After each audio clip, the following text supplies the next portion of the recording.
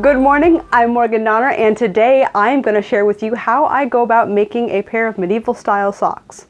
In my recent Get Ready With Me video, I realized that I couldn't find any of my woven socks, and after I went looking for it, I couldn't find any of my patterns either, which means it must be time to go ahead and drape up a new pattern for making stockings. Now, today I was going to do a pure drape, which is just taking fabric, laying it on the body part that you want to make clothing for, and making that happen. But I thought, I'm going to do something fun. I have not made a pattern with duct tape in a long time, and honestly, the foot piece for this style of stocking or sock is complicated enough that it actually would benefit really well from this method. So I'm excited to do a good old-fashioned duct tape pattern. To start this out, I've covered my legs with a pair of old modern stockings that I don't want anymore, and I'm laying down strips of duct tape covering my leg in overlapping stripes. Now, while I used a stocking, you could alternatively use something like an old knee-high sock, or even better, you could avoid some of the issues of using stretchy materials by using something like saran wrap or cling film. That's a really nice choice because it won't try to de-stretch once you take your leg out of that duct tape form. Once your leg is nicely wrapped up, we can go ahead and mark out some of the seam lines. For example, the back of the leg, we want to mark that, and we're going to mark down the center of the foot for this particular pattern. I'm going to talk a little bit about other markings that you could do instead, but for now, down the middle of the foot, and then we're going to mark that funny little M shape that the stocking I want to reproduce has. While I get that finished up, let me talk to you a little bit about patterns. This is the 14th century stocking that I'm using as my main inspiration. I'll have a link to it below and many other early woven stockings. If you would like to try out a simpler version of this, I would recommend a foot seam like this. Although that does share the downside of having a seam across the bottom of your foot. It doesn't personally bother me to walk on a seam, but I do know that some people don't like it. So you can go for one of the patterns that shifts the seam to the shape of your footprint. If you like the look of the ankle godet, you can also use that same footprint method. If you look in the top corner, you'll see that there's another seam in this pattern. This is likely not there for shaping, but instead allows for you to cut your stocking out of a narrower strip of fabric than you would be able to do without that seam. I have not seen any images of the other side of this extant stocking, but it likely continues around the back side of the calf. With the markings all complete, we can cut the top of the hose that's protecting my leg, and then down the back seam of the tape stocking. Slow and steady wins the race here. Cut until you can remove your foot. It's much easier to finish cutting out all of the pattern pieces once it's off your leg. You will almost certainly have to do a little bit of additional cutting around any particularly curved edges. Cut until the pattern lies mostly flat. While attempting to hold the duct tape down as flat as possible, trace the outline onto pattern paper. Some parts of my pattern, particularly the top of the foot area, were really refusing to lay down nicely, so I just had to sort of settle for good enough. Learn from some of my mistakes here. See all that bubbling on the leg and the ankle? That represents a loss in inches, and therefore width of fabric covering those areas. So be a little extra generous with your tracing. This, of course, only applies to non-stretch fabrics. You would be able to get away with even a little negative ease if you were working with a knit material since it stretches so much. I'm going to cut out the pattern with no seam allowance for right now. We'll add that with the final version later. I want to test out my new pattern on some scrap fabric that I have lying around, and I'm going to go ahead and just use a marker directly on the fabric since I know this is just a mock-up. Usually you would probably want to use something that would wash out, like maybe chalk. It's important to note that you do need to put the pattern down on the fabric at a 45-degree angle since you want the bias to run down the length of your leg. This is going to give the stocking enough stretch to fit nicely around you. Cut out the fabric pieces, taking care to leave a generous seam allowance. I added about ½ inch or so.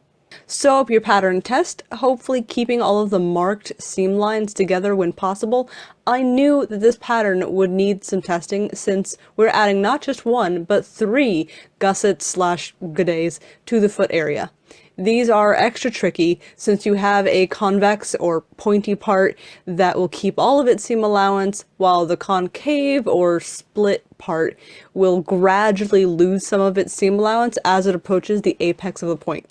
Kind of weird to explain and honestly not that much easier to show, but hopefully you'll get what I mean by the end of the video. Trying on the test sock, and it quickly becomes clear that I need a little bit more room in the line between the heel and the top of the foot. I probably lost some of that in my poor tracing of the duct tape, and maybe a bit in this gusset seam allowance. Time to go back to the pattern. I can't add any more to the gusset area, but I can add more to the heel.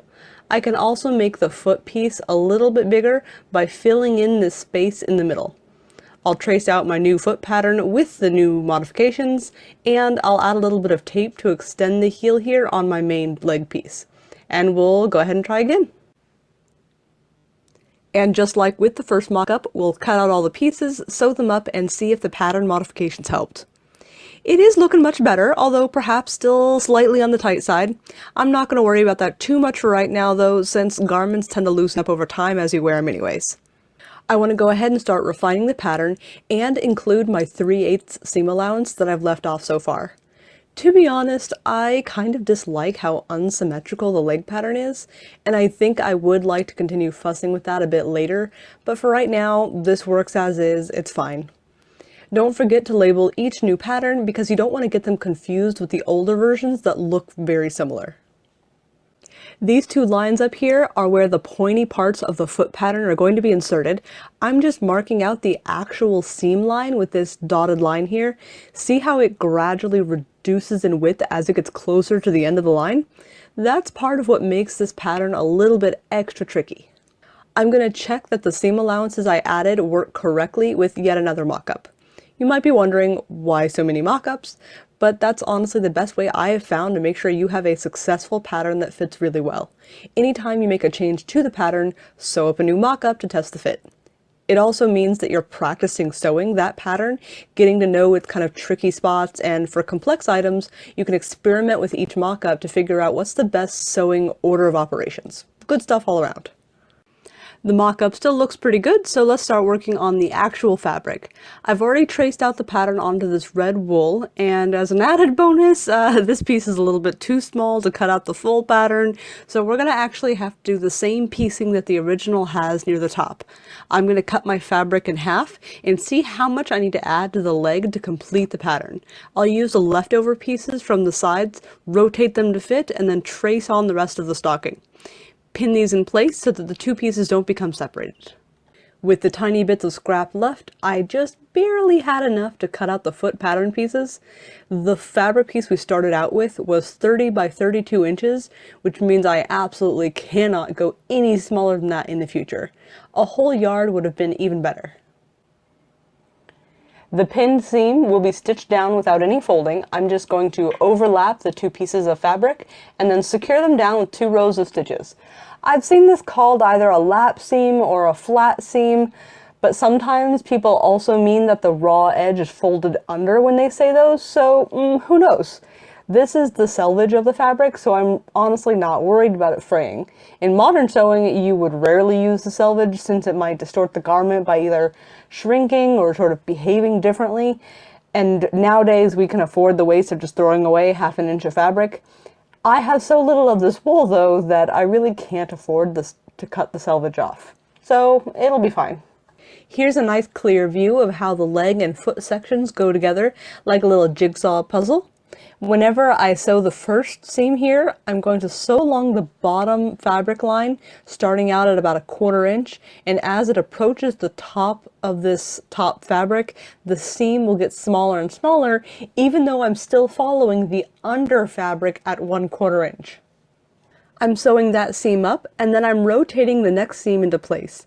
The point of the triangle stays stationary. In my mind, I'm moving the other piece of fabric into place. A key thing to note here is that the seam stops in the middle of the triangle, right at the seam allowance. Don't keep sewing all the way to the edge of the fabric. Once you finish up your foot seams, you're going to have an M-shaped seam.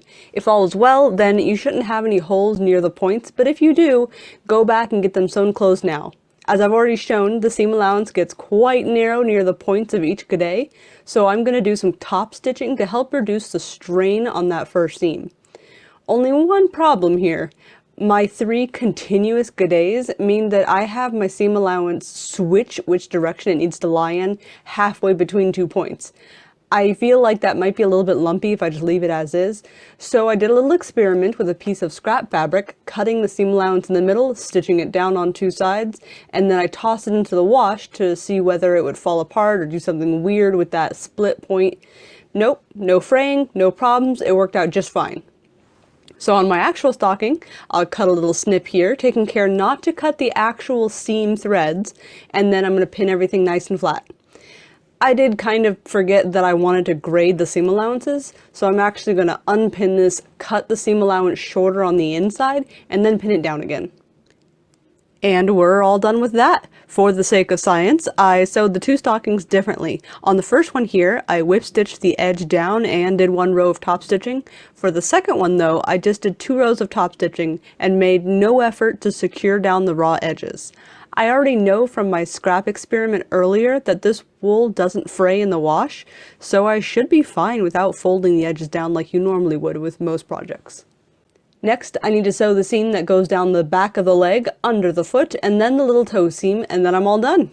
Unlike modern socks, the wool stockings don't have any elastic in them to help keep them up, so I'm going to tie garters under my knee. If wearing them all day, I may need to adjust or retie my garters once, but usually I can get through the whole day no problem. I hope you guys enjoyed watching my pattern making process, and let me know if you end up making some stockings of your own. I'd really love to see them. Good night everyone, happy sewing!